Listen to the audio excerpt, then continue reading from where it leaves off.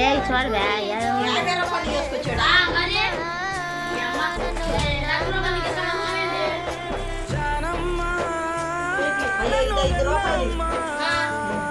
₹5 చాలా వచ్చింది. రెండు రకాలు వేసారు.